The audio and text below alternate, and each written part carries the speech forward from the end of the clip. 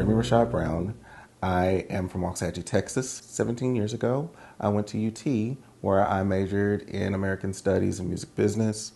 And upon graduation, since I thought that, money was the goal to live like a nice, soft life, I got this very corporate job that was so rigid. So I had gotten this job that I had been at for about 2 years at this point.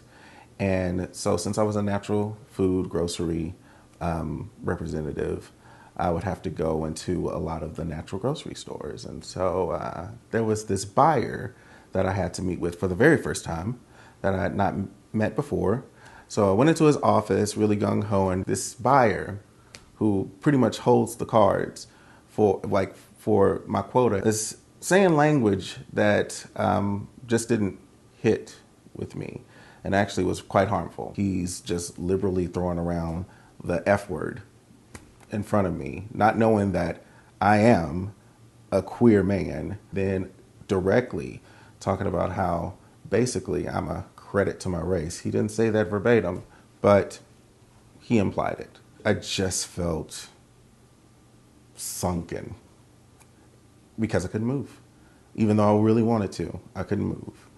I had a job to do. So that wasn't just one-off example. That was indicative of the environment and the industry I was in. When it came to be around like year 6, within my 8-year career there at the company, I just went ahead and I started to find ways to try to get back to who I was at my core and myself.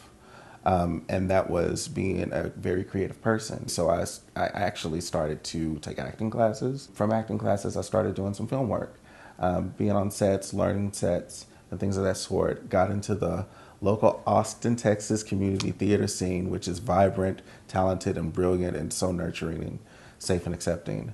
And it was just another world. But it wasn't until a huge industry shakeup for the natural food and grocery industry, which is when Amazon bought Whole Foods, that started to make me kind of think that my department, my role, was in jeopardy. And it wasn't until February of 2018 where I got the call from my supervisor, his immediate supervisor, and an HR person, and me, just me, on a conference call because they were doing away with my department. I thought I was just going to get completely let go.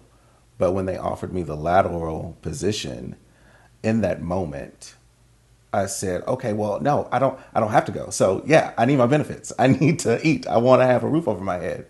But then on the other side, I was like, no, this is the opportunity. This is it. It's a confirmation for you. Do this for yourself and just go for it. And so I took a leap. I saw that as my opportunity to go ahead and see what being an artist is in this world, and even more specifically within the city of Austin. I liquidated my 401k, and I lived off of that for about a year to figure out what my next moves would be.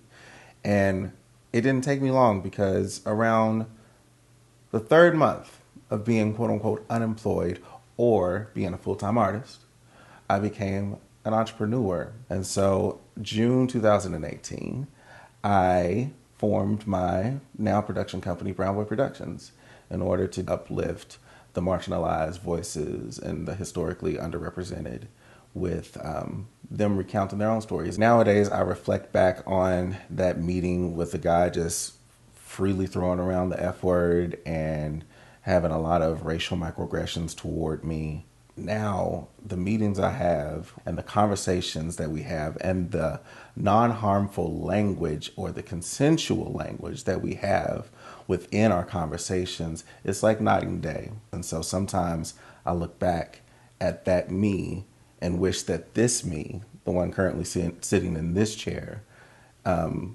was able to even peek his head around the door and just give like a tiny whisper of, it's gonna be all right. Protect yourself, continue to love yourself, and keep pressing forward.